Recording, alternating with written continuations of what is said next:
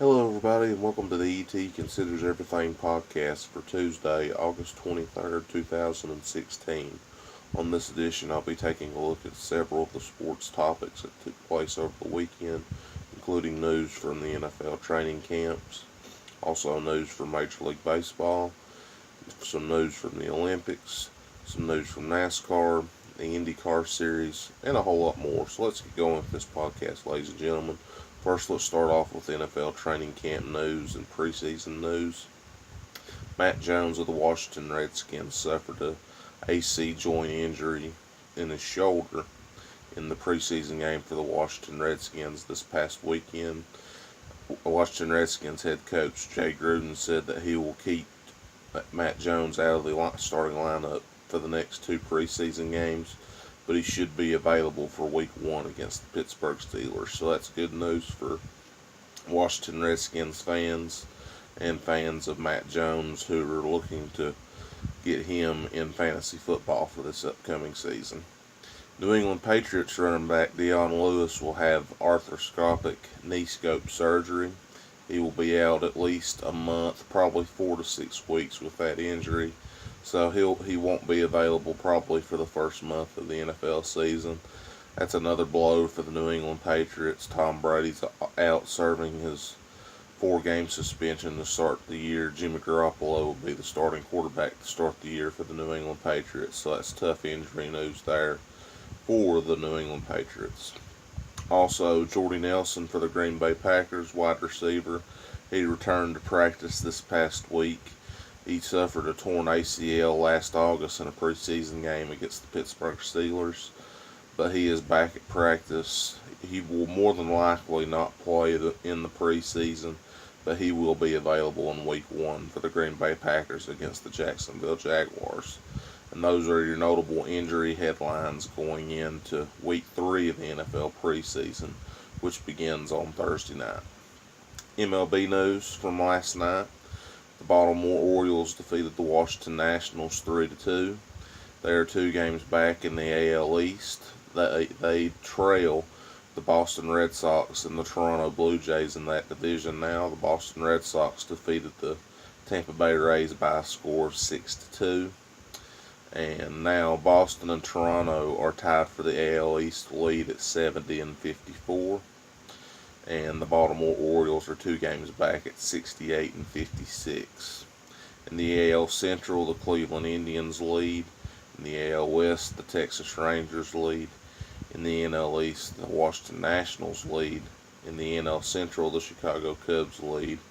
And in the NL West, it's a very tight race between the San Francisco Giants and the Los Angeles Dodgers.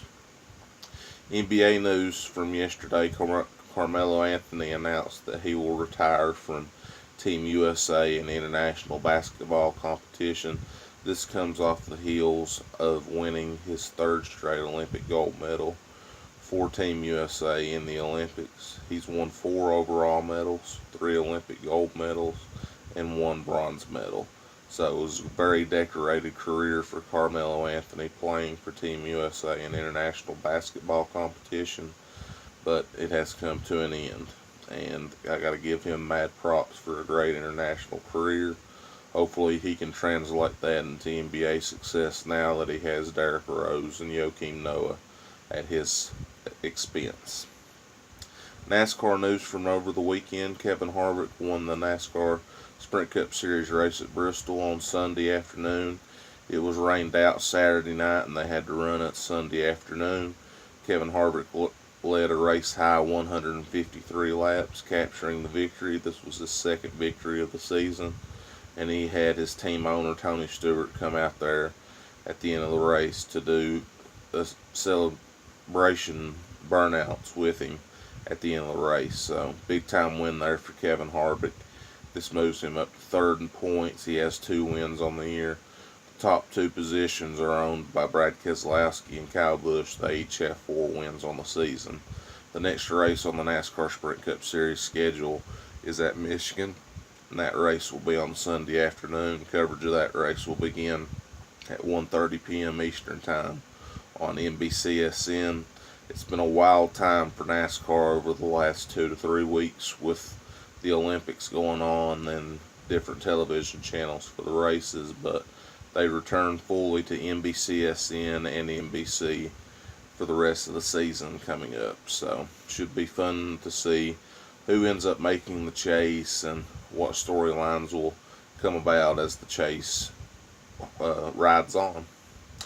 In the Indycar series yesterday, they also had a rain out on Sunday, and they ran their race yesterday afternoon.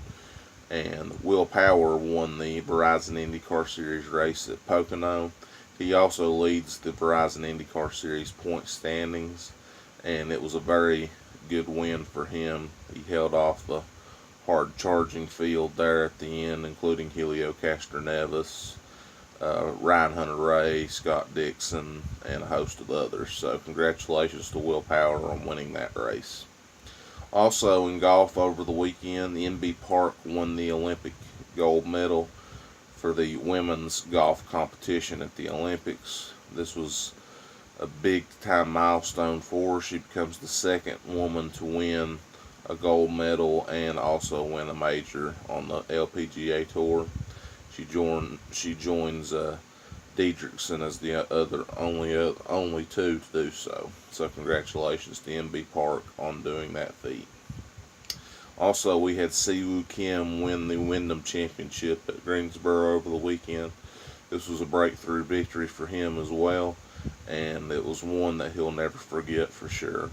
The FedEx Cup playoffs begin on Thursday with the top 125 players in the standings competing at the Barclay Championship in Secaucus, New Jersey. So it's going to be very fun to see how the FedEx Cup playoffs go and who ends up winning the FedEx Cup playoffs this year.